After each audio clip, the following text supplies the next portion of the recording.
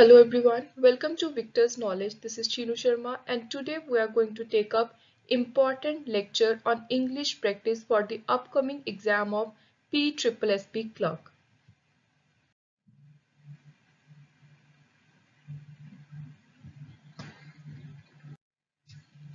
So we are starting with a passage comprehension.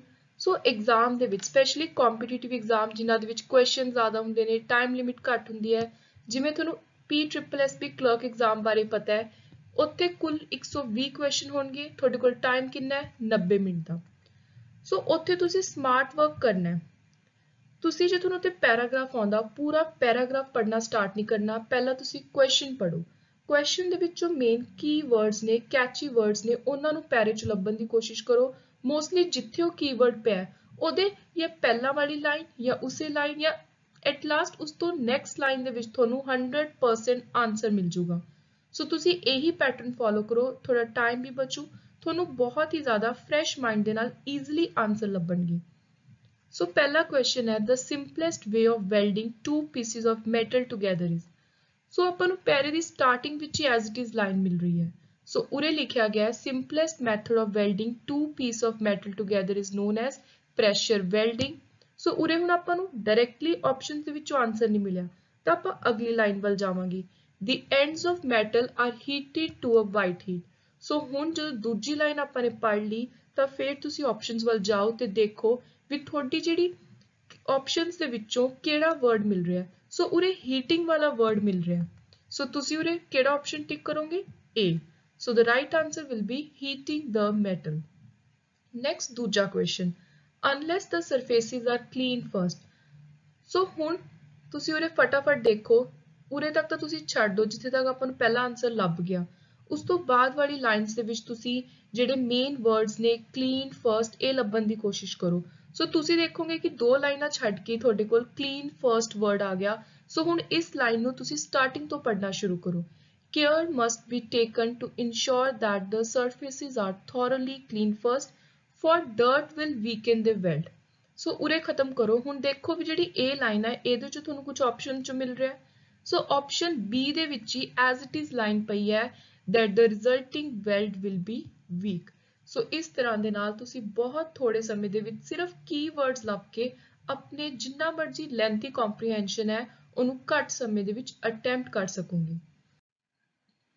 So next ਹੁਣ ਆਪਾਂ ਨੇ ਦੱਸਣਾ ਹੈ ਵੀ ਇਨਕਰੈਕਟ ਸਪੈਲਿੰਗ ਕਿਹੜੇ ਨੇ, ਤੇ ਅੱਜ ਕੱਲ ਤੁਸੀਂ ਕੋਈ ਵੀ ਕੰਪੀਟੀਟਿਵ ਐਗਜ਼ਾਮ ਦੇਖ ਲਓ, ਇੰਗਲਿਸ਼ ਲੈਂਗੁਏਜ ਦੇ ਅੰਦਰ ਇੱਕ ਜਾਂ ਦੋ ਕੁਐਸਚਨ 100% ਦੇਖਣ ਨੂੰ ਮਿਲਦੇ ਨੇ ਕਰੈਕਟ ਇਨਕਰੈਕਟ ਸਪੈਲਿੰਗ ਦੇ। ਸੋ ਪਹਿਲੀ ਆਪਸ਼ਨਸ ਦੇ ਵਿੱਚੋਂ ਜਿਹੜੇ ਸਪੈਲਿੰਗ ਗਲਤ ਹੈ ਉਹ ਹੈ ਆਪਸ਼ਨ 4 ਦੇ, ਕਿਉਂਕਿ ਉਹਦੇ ਡਬਲ ਐਲ ਦੀ ਬਜਾਏ ਸਿੰਗਲ ਐਲ ਆਊਗਾ ਤੇ ਹਿਲੇਰੀਅਸ ਦੇ ਰਾਈਟ ਸਪੈਲਿੰਗ ਨੇ with single L, HILARIOUS। Next question ਦੇ ਵਿੱਚ ਫਰਸਟ ਆਪਸ਼ਨ ਗਲਤ ਹੈ ਕਿਉਂਕਿ ਨੀਸ ਦੇ ਵਿੱਚ ਆਈ ਪਹਿਲਾਂ ਆਉਂਦਾ ਤੇ ਈ ਬਾਅਦ ਵਿੱਚ ਆਉਂਦਾ, ਤੇ ਐਗਜ਼ਾਮੀਨਰਸ ਦਾ one of the favourite question ਹੈ IE ਕਨਫਿਊਜ਼ਨ ਵਾਲਾ। ਨੈਕਸਟ ਐਕਸਪਲੇਨੇਸ਼ਨ ਦੇ ਵਿੱਚ A ਤੋਂ ਬਾਅਦ I ਨਹੀਂ ਆਉਣਾ ਤੇ ਐਕਸਪਲੇਨੇਸ਼ਨ ਦੇ ਰਾਈਟ ਸਪੈਲਿੰਗ ਹੋਣਗੇ EXPLANATION। ਨੈਕਸਟ ਦੇ ਵਿੱਚ ਡਿਡਿਊਸ ਦੇ ਸਪੈਲਿੰਗ ਗਲਤ ਹੈ ਕਿਉਂਕਿ ਡਿਡਿਊਸ ਦੇ ਵਿੱਚ S ਦੀ ਬਜਾਏ ਆਉਂਦਾ ਹੈ CE। ਨੈਕਸਟ ਦੇ ਵਿੱਚ ਬਿਊਰੋਕ੍ਰੇਸੀ ਦੇ ਸਪੈਲਿੰਗ ਗਲਤ ਹੈ, ਉਰੇ E ਤੇ A ਨਹੀਂ ਆਉਣਾ। ਬਿਊਰੋਕ੍ਰੇਸੀ ਦੇ ਰਾਈਟ ਸਪੈਲਿੰਗ ਹੈ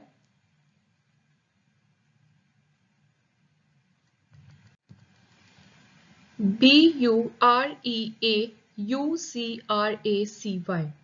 Next question, option 2 is wrong because correct spelling of balloon is BALLOON।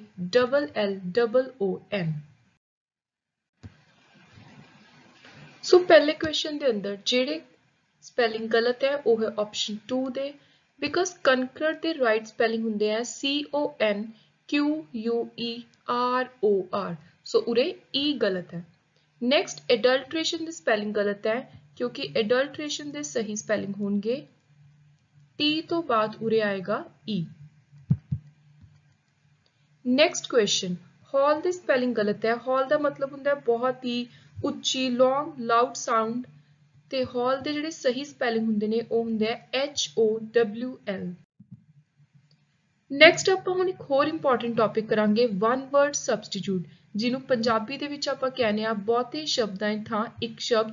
ਤੇ ਐਗਜ਼ਾਮ ਦੇ ਵਿੱਚ ਜੇ ਤੁਸੀਂ ਬਾਕੀ ਸਟੂਡੈਂਟਸ ਤੋਂ ਅੱਗੇ ਆਪਣੇ ਐਚ ਲੈਣੀ ਹੈ, ਐਗਜ਼ਾਮ ਨੂੰ ਵਧੀਆ ਮਾਰਕਸ ਦੇ ਨਾਲ ਕਲੀਅਰ ਕਰਨਾ ਹੈ, ਤਾਂ ਇਸ ਤਰ੍ਹਾਂ ਦੇ ਟੌਪਿਕ ਤੁਹਾਨੂੰ ਬਹੁਤ ਚੰਗੀ ਤਰ੍ਹਾਂ ਤਿਆਰ ਕਰਕੇ ਜਾਣੇ ਪੈਣਗੇ। ਸੋ ਪਹਿਲਾ ਕੁਐਸਚਨ ਆ ਰਿਹਾ ਉਰੇ, the person who knows everything, ਉਹ ਇਨਸਾਨ ਜਿਹਨੂੰ ਸਭ ਕੁਝ ਪਤਾ ਹੈ, ਹਰ ਚੀਜ਼ ਦੀ ਜਾਣਕਾਰੀ ਹੈ, ਉਹਨੂੰ ਕੀ ਕਹਿੰਦੇ ਆ? ਸੋ ਉਹਨੂੰ ਕਹਿੰਦੇ ਆਪਾਂ ਓਮਨੀਸੈਂਟ, ਆਪਸ਼ਨ ਸੀ। ਓਮਨੀ ਪ੍ਰੈਜ਼ੈਂਟ ਕੀ ਹੁੰਦਾ ਹੈ? ਜਿਹੜਾ ਹਰ ਜਗ੍ਹਾ ਦੇ ਉੱਤੇ ਪ੍ਰੈਜ਼ੈਂਟ ਹੋਵੇ। ਓਮਨੀਪੋਟੈਂਟ, ਜਿਹਦੇ ਕੋਲ ਬਹੁਤ ਜ਼ਿਆਦਾ ਪਾਵਰ ਹੋਵੇ, ਅਨਲਿਮਿਟਿਡ ਪਾਵਰ ਹੋਵੇ। ਓਬਲੀਵੀਅਸ ਕੌਣ ਹੁੰਦਾ ਹੈ? ਜਿਹਨੂੰ ਕਿਸੇ ਵੀ ਚੀਜ਼ ਦੀ ਅਵੇਅਰਨੈਸ ਨਾ ਹੋਵੇ, ignorant person. Next question is, a person involving in an activity for pleasure, not money. So ਇਹ ਜਿਹਾ ਇਨਸਾਨ ਜਿਹੜਾ ਕੋਈ ਕੰਮ ਕਰ ਰਿਹਾ ਸਿਰਫ ਆਪਣੇ ਮਨ ਦੀ ਸ਼ਾਂਤੀ ਲਈ, ਪਲੇਜ਼ਰ ਲਈ, ਨਾ ਕਿ ਪੈਸੇ ਲਈ, ਉਹਨੂੰ ਕੀ ਕਹਾਂਗੇ? ਸੋ ਉਸ ਇਨਸਾਨ ਨੂੰ ਕਹਾਂਗੇ ਅਮੈਚੋਰ, ਆਪਸ਼ਨ ਏ। ਫਾਲੋਅਰ ਕੌਣ ਹੁੰਦਾ ਹੈ? ਫਾਲੋਅਰ ਨੂੰ ਆਪਾਂ ਬਿਲੀਵਰ ਵੀ ਕਹਿੰਦੇ ਆ, ਸਪੋਰਟਰ ਵੀ ਕਹਿੰਦੇ ਆ। ਨੈਕਸਟ ਹੈ ਅਲਟਰੂਇਸਟ। ਅਲਟਰੂਇਸਟ ਦਾ ਮਤਲਬ ਹੁੰਦਾ ਹੈ ਉਹ ਇਨਸਾਨ ਜਿਹੜਾ ਦੂਜਿਆਂ ਦੀ ਗੁੱਡ ਦੇ ਲਈ, ਭਲਾਈ ਦੇ ਲਈ ਕੰਮ ਕਰਦਾ ਹੈ। ਐਂਟੀਕੁਆਇਰਨ, ਐਂਟੀਕੁਆਇਰਨ ਉਹ ਇਨਸਾਨ ਹੈ ਜਿਹਨੂੰ ਪੁਰਾਣੀਆਂ ਏਂਸ਼ੀਐਂਟ ਐਂਟੀਕ ਚੀਜ਼ਾਂ ਦੇ ਵਿੱਚ ਦਿਲਚਸਪੀ ਹੋਵੇ। Person interested in antiquities, ancient objects. Next is, life history of a person written by an author is called। ਕਿਸੇ ਵੀ ਇਨਸਾਨ ਦੀ ਜ਼ਿੰਦਗੀ ਬਾਰੇ ਹਿਸਟਰੀ ਲਿਖਣੀ, ਲਾਈਫ ਹਿਸਟਰੀ ਲਿਖਣੀ ਕਿਸੇ ਹੋਰ ਆਥਰ ਦੇ ਦੁਆਰਾ, ਉਸਨੂੰ ਕੀ ਕਹਾਂਗੇ? ਸੋ ਉਹਨੂੰ ਕਹਾਂਗੇ ਬਾਇਓਗ੍ਰਾਫੀ, ਆਪਸ਼ਨ ਡੀ। ਆਟੋਬਾਇਓਗ੍ਰਾਫੀ ਹੁੰਦੀ ਹੈ ਆਤਮ ਕਥਾ, ਆਪਣੀ ਆਪ ਲਿਖਣੀ ਸਾਰੀ ਹਿਸਟਰੀ। ਹਿਸਟਰੀ ਹੈ ਕਿਸੇ ਪਾਸਟ ਇਵੈਂਟ ਦੀ ਪੜ੍ਹਾਈ ਕਰਨੀ, ਸਟੱਡੀ ਆਫ ਪਾਸਟ ਇਵੈਂਟ। ਬਿਬਲੀਓਗ੍ਰਾਫੀ ਹੈ ਜੋ ਵੀ ਤੁਸੀਂ ਕੋਈ ਰਿਸਰਚ ਕੀਤਾ, ਕੋਈ ਆਪਣਾ ਕੋਈ ਰਿਸਰਚ ਵਰਕ ਪਬਲਿਸ਼ ਕਰਵਾਉਣਾ ਤੁਸੀਂ, ਉਹਦੇ ਵਿੱਚ ਤੁਸੀਂ ਜਿੱਥੋਂ ਜਿੱਥੋਂ ਜਿਹੜੇ ਸੋਰਸਿਸ ਤੋਂ ਇਨਫੋਰਮੇਸ਼ਨ ਲਈ ਹੈ ਉਹਨਾਂ ਦੀ list. So list of all of sources used in research work. Next is a large enclosure for keeping birds, birds ਨੂੰ ਰੱਖਣ ਲਈ ਬਹੁਤ ਵੱਡੀ ਲਾਰਜ ਜਗ੍ਹਾ, ਬੰਦ ਜਗ੍ਹਾ, ਉਹਨੂੰ ਕੀ ਕਹਿੰਦੇ ਆ? ਸੋ ਉਹਨੂੰ ਕਹਿੰਦੇ ਆ ਅਵੇਰੀ, ਆਪਸ਼ਨ ਸੀ। ਜ਼ੂ ਕੀ ਹੁੰਦਾ? ਇੱਕ ਲਾਰਜ ਇਨਕਲੋਜ਼ਰ ਜਿੱਥੇ ਵਾਈਲਡ ਐਨੀਮਲਸ ਨੂੰ ਰੱਖਿਆ ਜਾਵੇ। ਐਕੁਆਰੀਅਮ ਜਿੱਥੇ ਫਿਸ਼ਿਸ ਹੋਣ। ਹੋਮੀਸਾਈਡ, ਹੋਮੀਸਾਈਡ ਆ ਹਿਊਮਨ ਬੀਇੰਗਸ ਨੂੰ ਮਾਰਨਾ, ਕਿਲਿੰਗ ਆਫ ਹਿਊਮਨ ਬੀਇੰਗਸ। ਇਹ ਕਾਫੀ ਵਾਰੀ ਸਪੈਸ਼ਲੀ PSSB ਐਗਜ਼ਾਮਸ ਦੇ ਵਿੱਚ ਐਜ਼ ਇਟ ਇਜ਼ ਵਰਡ ਵੀ ਰਿਪੀਟ ਹੋਇਆ। So moving further, next is general pardon of political offenders। Political offenders ਨੂੰ ਜੋ generally ਮਾਫ ਕਰ ਦਿੱਤਾ ਜਾਂਦਾ ਹੈ, ਉਸ ਚੀਜ਼ ਨੂੰ ਕੀ ਕਹਿੰਦੇ ਆ? ਸੋ ਉਹਨੂੰ ਕਹਿੰਦੇ ਆ ਆਪਸ਼ਨ ਏ, ਐਮਨੈਸਟੀ। ਡੈਸਪੋਟਿਜ਼ਮ ਕੀ ਹੈ? ਸੋ ਇਸ ਤਰ੍ਹਾਂ ਦੀ ਇੱਕ ਟਾਈਪ ਹੈ ਸਰਕਾਰ ਦੀ ਜਿਹਦੇ ਵਿੱਚ ਇੱਕ ਸਿੰਗਲ ਐਂਟੀਟੀ ਹੀ ਹਰ ਤਰ੍ਹਾਂ ਦੇ ਰੂਲਸ ਤਿਆਰ ਕਰਦੀ ਹੈ, ਉਹਦੇ ਕੋਲ ਐਬਸੋਲੂਟ ਪਾਵਰ ਦੇ ਦਿੱਤੀ ਜਾਂਦੀ ਹੈ। ਅਟੋਕ੍ਰੇਸੀ ਵੀ ਆਲਮੋਸਟ ਇਸੇ ਤਰ੍ਹਾਂ ਦੀ ਹੈ, ਤੇ ਅਟੋਕ੍ਰੇਸੀ ਐਜ਼ ਇਟ ਇਜ਼ ਸਰਕਾਰ ਦਾ ਨਾਮ ਹੈ, ਉਹ ਸਰਕਾਰ ਜਿਹਨੂੰ ਡਿਕਟੇਟਰ ਚਲਾਉਂਦੇ ਆ। ਸੋ ਡਿਕਟੇਟਰ ਦੇ ਦੁਆਰਾ ਚਲਾਈ ਗਈ ਸਰਕਾਰ ਨੂੰ ਕੀ ਕਹਿੰਦੇ ਆ? ਅਟੋਕ੍ਰੇਸੀ। ਮੈਗਨੈਨਿਮਿਟੀ, ਉਹ ਇਨਸਾਨ ਜਿਹੜਾ ਬਹੁਤ ਹੀ ਜ਼ਿਆਦਾ ਵਧੀਆ, ਸ਼ਾਂਤ ਸੁਭਾਅ ਦਾ ਹੈ, ਕਾਈਂਡ ਨੇਚਰ ਦਾ ਹੈ। Having generous and kind nature. Next question, one who looks at the bright side of things, ਜਿਹੜਾ ਕਿਸੇ ਵੀ ਚੀਜ਼ ਦੀ ਜਿਹੜੀ ਬ੍ਰਾਈਟ ਸਾਈਡ ਹੈ, ਪੋਜ਼ਿਟਿਵ ਸਾਈਡ ਹੈ, ਉਹਦੇ ਵੱਲ ਦੇਖਦਾ ਹੈ, ਉਹਨੂੰ ਕਹਿੰਦੇ ਆਪਾਂ optimist. Very important for exam. Pessimist optimist ਦਾ ਉਲਟਾ ਹੈ, ਜਿਹੜਾ ਡਾਰਕ ਸਾਈਡ ਤੇ ਦੇਖੇ। ਤੇ ਡ੍ਰੀਮਰ ਕੌਣ ਹੈ? ਜਿਹੜਾ ਰਿਐਲਿਟੀ ਦੇਖਦਾ ਹੀ ਨਹੀਂ, ਸਿਰਫ ਸੁਪਨਿਆਂ ਦੀ ਦੁਨੀਆ 'ਚ ਰਹਿੰਦਾ ਹੈ। Dreamer is someone who does not C the reality. Next ਹੁਣ ਤੁਹਾਨੂੰ ਡਾਇਰੈਕਟਲੀ ਵਨ ਵਰਡ ਸਬਸਟੀਟਿਊਟ ਦੀ ਬਜਾਏ ਇਸ ਤਰ੍ਹਾਂ ਦੇ ਨਾਲ ਤੁਹਾਨੂੰ ਅੰਡਰਲਾਈਨ ਕਰਕੇ ਆ ਸਕਦਾ ਹੈ ਵੀ ਜਿਹੜੀ ਅੰਡਰਲਾਈਨ ਸਟੇਟਮੈਂਟ ਹੈ, ਜੇ ਤੁਸੀਂ ਇਹਨੂੰ ਕੋਈ ਵਨ ਵਰਡ ਸਬਸਟੀਟਿਊਟ ਦੇਣਾ ਹੋਵੇ ਤਾਂ ਕੀ ਦਊਂਗੀ? ਸੋ ਹੁਣ ਆਪਾਂ ਇਹਦੀ ਦੋ ਐਗਜ਼ਾਮਪਲ ਦੇਖ ਲੈਂਦੇ ਹਾਂ। ਪਹਿਲਾ ਕੁਐਸਚਨ ਹੈ, prices of grain have risen in retail market due to shortage, but wholesalers have their storehouses of grain full।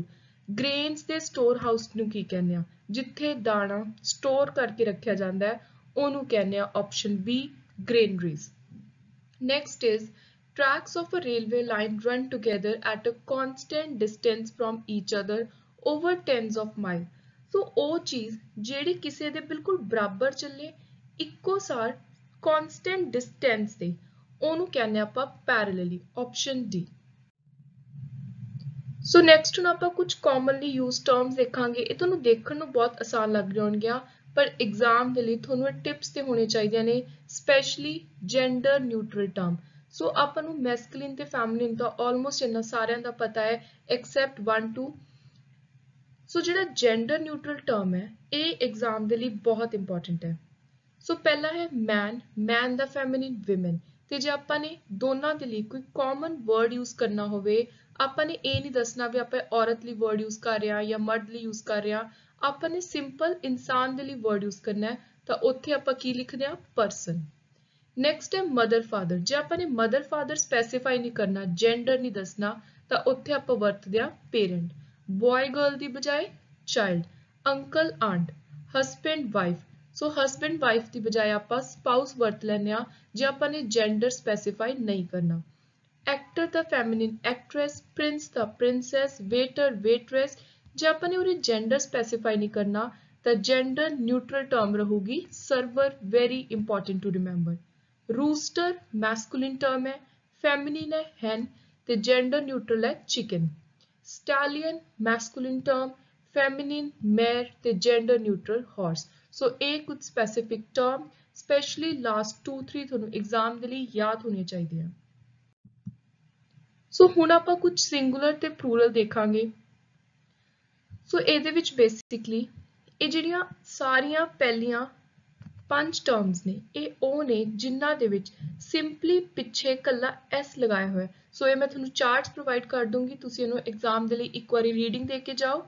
ਸੋ ਜਿਹੜੀਆਂ ਇਹ ਨੀਚੇ ਵਾਲੀਆਂ 5 ਲਾਈਨਸ ਨੇ, 4 ਲਾਈਨਸ ਨੇ, ਇਹਨਾਂ ਦੇ ਵਿੱਚ ਪਿੱਛੇ ਲੱਗਿਆ ES।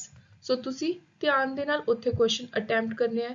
ਬੇਸਿਕਲੀ ਤੁਹਾਨੂੰ ਟਰਮਸ ਇਸ ਲਈ ਪ੍ਰੋਵਾਈਡ ਕੀਤੀਆਂ ਨੇ ਸੋ ਦੈਟ ਤੁਹਾਨੂੰ ਜੇ ਐਗਜ਼ਾਮ ਦੇ ਵਿੱਚ ਬਾਈ ਚਾਂਸ ਪੂਰੇ ਦੇ ਪੂਰੇ ਸੈਂਟੈਂਸ ਨੂੰ ਸਿੰਗੂਲਰ ਤੋਂ ਪਲੂਰਲ ਦੇ ਵਿੱਚ ਬਦਲਣਾ ਆਵੇ ਤਾਂ ਉੱਥੇ ਤੁਹਾਨੂੰ ਘੱਟੋ ਘੱਟ ਇਹ ਪਤਾ ਹੋਵੇ ਕਿ ਅਸੀਂ ਆਪਸ਼ਨਸ ਦੇ ਵਿੱਚੋਂ ਕਿਹੜੇ ਸਿੰਗੂਲਰ ਦੇ ਲਈ ਕਿਹੜਾ ਪਲੂਰਲ ਵਰਡ ਯੂਜ਼ ਕਰਨਾ ਹੈ। ਨੈਕਸਟ ਜਿਵੇਂ ਕੁਇਜ਼ ਹੋ ਗਿਆ, ਕੁਇਜ਼ਸ। ਸੋ ਇਹ ਤੁਸੀਂ ਸਪੈਲਿੰਗ ਵੀ ਧਿਆਨ ਦੇ ਨਾਲ ਦੇਖਣੇ ਨੇ। ਔਕਸ ਸਿੰਗੂਲਰ ਹੈ, ਪਲੂਰਲ ਦੇ ਵਿੱਚ ਕੀ ਹੋਊਗਾ, accent. Very important for exam. Radio radios, photo photos. Then leaf ਆਪਾਂ ਨੂੰ ਪਤਾ ਹੈ ਐਫ ਵਾਲੇ ਜਿਨ੍ਹਾਂ ਦੇ ਨਾਲ ਵॉल ਹੋਣ, ਏ ਜਿਵੇਂ ਵॉल ਸਾਊਂਡਸ ਨੇ ਤਾਂ ਇਹਨਾਂ ਦੇ ਲਈ ਪਿੱਛੇ ਐਫ ਕੱਟ ਕੇ ਲੱਗੂਗਾ VES। ਉਵੇਂ ਥੀਫ ਦੇ ਨਾਲ ਥੀਵਸ, ਲੋਫ ਲੋਵਸ, ਕਾਫ ਕਾਵਸ, ਸ਼ੈਲ ਸ਼ੈਲਸ। ਸੋ ਇਹ ਤੁਸੀਂ ਸਾਰੇ ਰੀਡ ਕਰਕੇ ਜਾਣੇ ਆ।